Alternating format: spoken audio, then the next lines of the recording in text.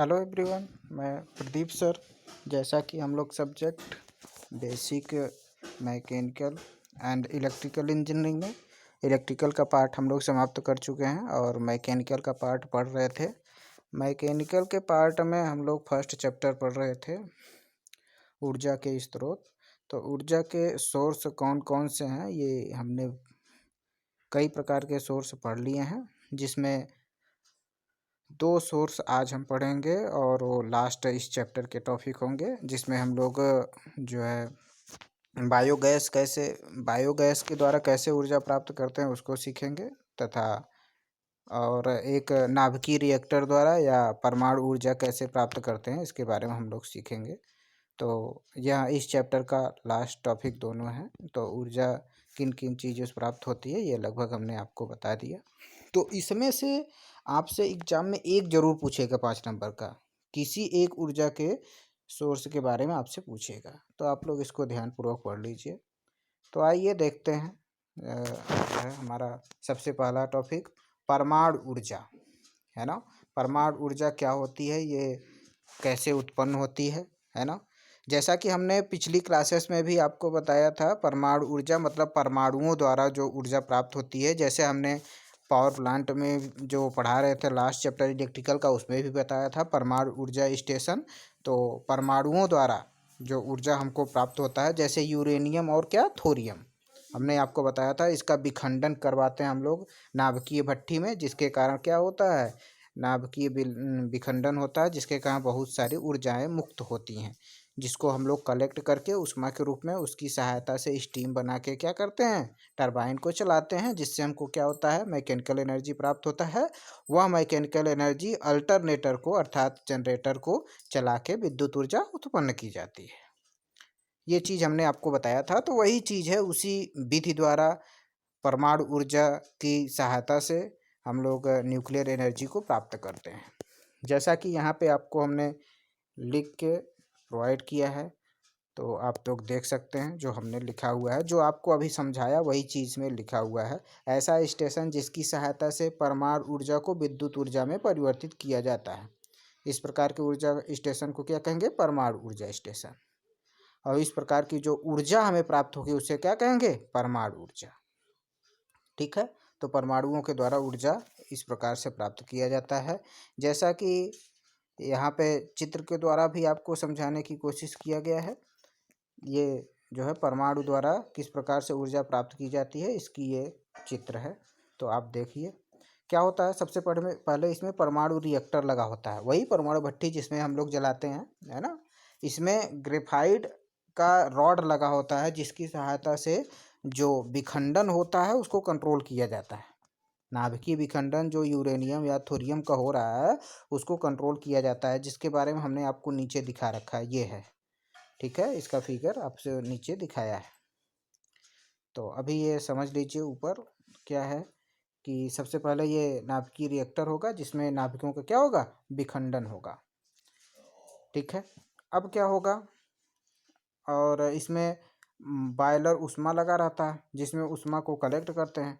उस उष्मा को भाप, जैसे यहाँ पे लिखा हुआ है ना, इसको जो है यांत्रिक ऊर्जा में, मैकेनिकल एनर्जी में चेंज करते हैं। सबसे पहले ऊर्जा संरक्षण के नियमानुसार आप लोग सभी लोग जानते हैं, ऊर्जा न तो उत्पन्न की जाती है न तो बेकार होती, खत्म होती है, बस एक स्थान से दूसरे स्थान पे या एक रूप से दूसरे रूप में क्या होता है, परिवर्तित होता है।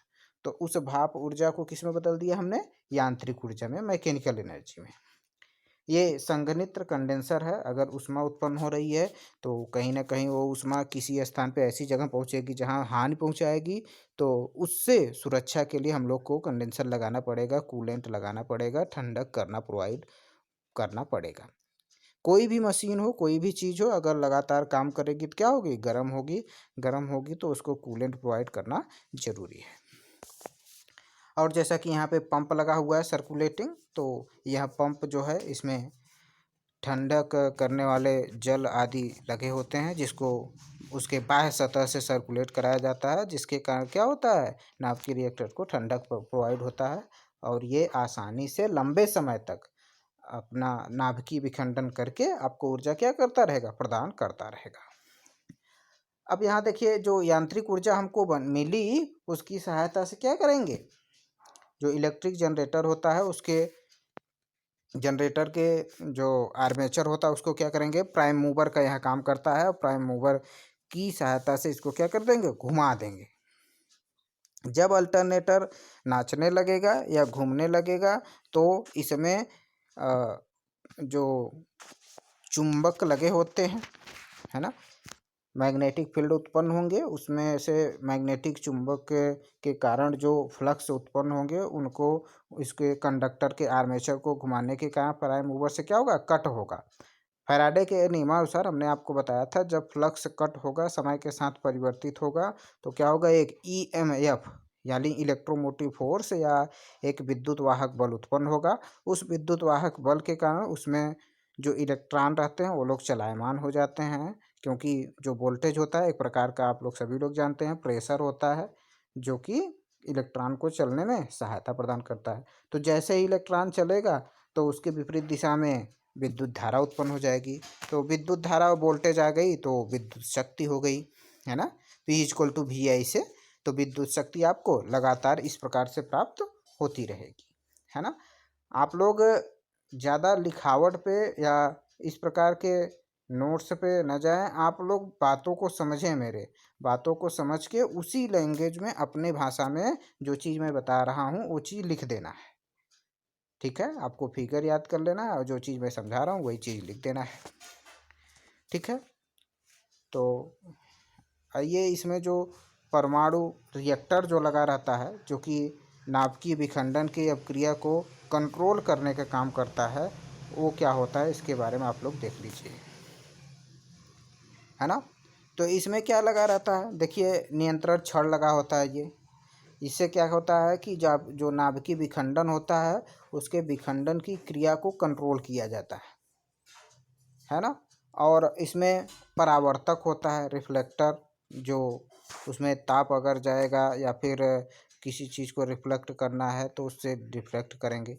ये दाब पात्र है, प्रेशर, जो स्टीम बनता है उसको प्रेशराइज्ड करेंगे, है ना। ये ईंधन छड़ है, ईंधन छड़, ये जो ब्लैक ब्लैक एकदम बना है ये ईंधन छड़ है। इससे इसकी सहायता से ईंधन को कम या अधिक किया जाता है, ठीक है। तो ईंधन ही कम या अधिक पाएगा तो कम या अधिक ऊष्मा उत्पन्न होगी, तो उसके कारण क्या होगा, कंट्रोल होगा। ये शीतलक की, इसमें ये जो है ये एक तरह से ब्लॉक डायग्राम है, एक्चुअल डायग्राम नहीं है। तो इसमें शीतलक भी लगा होता है जो कूलिंग करने का काम करता है। ये हीट एक्सचेंजर है, हीट को कम बेसी करने के लिए, चेंज करने के लिए काम करता है, जैसा कि यहाँ पे सारी चीज़ों को लिखा गया है। इसमें परमाणु भट्ठी में परमाणु के विखंडन की क्रिया को नियंत्रित किया जाता है, जैसा कि यहाँ पे लिख रखा हूँ मैं। तो आप लोग इसको देख लीजिए, लिखा हुआ है सब कुछ, आप पढ़ लीजिए। जो मैं समझाया वो चीज़ अगर आप समझ लिए तो आप अपनी भाषा में भी इसको क्या कर सकते हैं, लिख सकते हैं, कोई दिक्कत नहीं है, ठीक है। तो सीधी सीधी बात है, हमने परमाणु ऊर्जा संयंत्र के बारे में पढ़ा। तो परमाणु ऊर्जा संयंत्र क्या होता है, वह ऊर्जा संयंत्र जिसके द्वारा परमाणुओं के द्वारा विखंडन करा के जो एनर्जी हम लोग प्राप्त करते हैं, जिससे हम लोग विद्युत ऊर्जा में परिवर्तित करते हैं, इस प्रकार की ऊर्जा को ही परमाणु ऊर्जा कहते हैं। वह किस प्रकार से प्राप्त होती है ये आपको समझाया गया है, तो आप लोग इसको ध्यानपूर्वक समझ लीजिए। परमाणुओं का इसमें विखंडन कराएंगे परमाणु रिएक्टर में, और वह ऊष्मा जो उससे उत्पन्न होगी, शक्ति जो उस पर उत्पन्न होगी, कलेक्ट करेंगे। उसकी सहायता से उसको किसमें, स्टीम को मैकेनिकल एनर्जी में चेंज करेंगे, और उस मैकेनिकल एनर्जी से क्या करेंगे, इलेक्ट्रिक जनरेटर को घुमाएंगे, जिसके कारण फ्लक्स कट होगा और फैराडे के नियमानुसार क्या होगा, विद्युत ऊर्जा उत्पन्न होगी। बस सिंपल है, तो आप लोग इसको समझ लीजिए, ठीक है। और वही परमाणु रिएक्टर जो मुख्य भाग होता है उसी के बारे में फिर यहाँ पे विस्तार पूर्वक आपको समझा दिया गया है। तो आप लोग आराम से इसको एग्जाम में बड़े बड़े फिगर बना के साफ साफ एकदम आराम से समझा दीजिएगा। जो हम समझाएं वही चीज़ अपनी भाषा में क्या कर देना है, लिख देना है, ठीक है। इसी क्रम में अगर हम लोग आगे बढ़ते हैं तो इसमें लास्ट टॉपिक हमारा है जैव ऊर्जा स्रोत, मतलब बायोमास एनर्जी। बायोमास एनर्जी के बारे में आप लोग भी सुने होंगे, है ना। बायोमास एनर्जी का मतलब है जो हमारे वृक्षों आदि पेड़ों पौधों के सड़ने गलने के कारण अगर हम लोग उसको उससे ऊर्जा प्राप्त करते हैं तो इस प्रकार की ऊर्जा क्या कहलाती है? बायोमास ऊर्जा। बायोमास एनर्जी के बारे में आप लोग, क्योंकि गांव में पहले आपने देखा होगा कि गोबर की सहायता से, है ना, जो गैया भैंसिया का गोबर होता था उसको जो है कलेक्ट करके गोबर गैस, आप लोग सुने होंगे, गोबर गैस की सहायता से ऊर्जा बनाया जाता था, जिससे विद्युत ऊर्जा भी बनता था, जिससे खाना भी बनता था। आप लोग सुने होंगे, देखे होंगे अपने गांव में अगल बगल। ठीक है, तो इस प्रकार से जो ऊर्जा हमें प्राप्त होती है, जैसे वृक्षों से, है ना, वृक्ष से, झाड़ियों से, चावल से आदि से जो हमको ऊर्जा प्राप्त होती है, भूसी से, खोल से, गन्ने की जूट से, है ना, खोई से, पुआल से, इन सब से, गोबर से, पेड़ों से की छाल से, लकड़ी आदि से, बुरादे से, लकड़ी के, इन सब से जो हमें ऊर्जा प्राप्त होती है, इस प्रकार की ऊर्जा को ही क्या कहते हैं? Biomass energy. ठीक है, तो इसका सबसे बड़ा एग्जाम्पल वही है। अब बायोमास ऊर्जा क्या होती है, तो आप सीधा सीधा कहिए कि वह ऊर्जा जो वो, ये देखिए, थलीय बायोमास, जैसे वृक्ष, झाड़ी, चावल की भूसी, मूंगफली का छिलका, नारियल की खोल, है ना, जूट, पेड़ों की छाल आदि से हमें प्राप्त होती है। इस प्रकार की ऊर्जा को ही क्या कहते हैं? बायोमास ऊर्जा।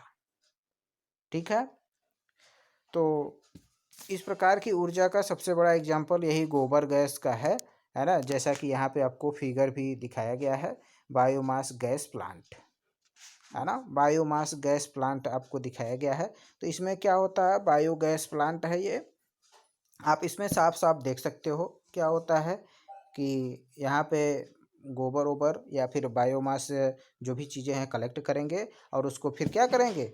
पानी में, पानी भी उसमें मिला के क्या करेंगे? यहाँ टैंक में ले आते हैं, पानी का मिश्रण और गोबर, ठीक है, कलेक्ट करके ले आएंगे। अब उसमें से क्या होगा? जब उसमें रखेंगे तो आप लोग जानते हैं कि गोबर ओबर से क्या होता है? हमेशा गैसें निकलती रहती है। ठीक है, तो यहाँ से प्रवेश करके टैंक में ले आएंगे और यहाँ से क्या होंगी? गैस उत्पन्न होगी, जिसे हम लोग क्या कहेंगे? बायोगैस। अब केवल जो बायोगैस उत्पन्न होगी, ठीक है, और भी कई प्रकार की गैसें बेकार की निकलेंगी, निकलेंगी कि नहीं निकलेंगी? तो वो जो बेकार की गैसें उत्पन्न होंगी, इसको किसी बाह्य सतह से बाहर निकाल देंगे, है ना, जो हमारे काम की चीज़ें नहीं होंगी, जो ज़रूरत की चीज़ें नहीं होंगी, क्या करेंगे? उसको इस प्रकार से बाहर निकाल देंगे। ठीक है, अब फिर जो गैस हमको बायोगैस प्राप्त होगी उसको हम लोग ऊपर ले जाएंगे और जितना हमको ज़रूरत होगी उसी हिसाब से क्या करेंगे? बायोगैस पाइप की सहायता से उसको ले जाके मैकेनिकल एनर्जी में, यांत्रिक एनर्जी में चेंज करके उससे जो है फिर जो जनरेटर लगा रहेगा उसको घुमाएंगे और उसकी सहायता से क्या हो गया? विद्युत ऊर्जा उत्पन्न करेंगे।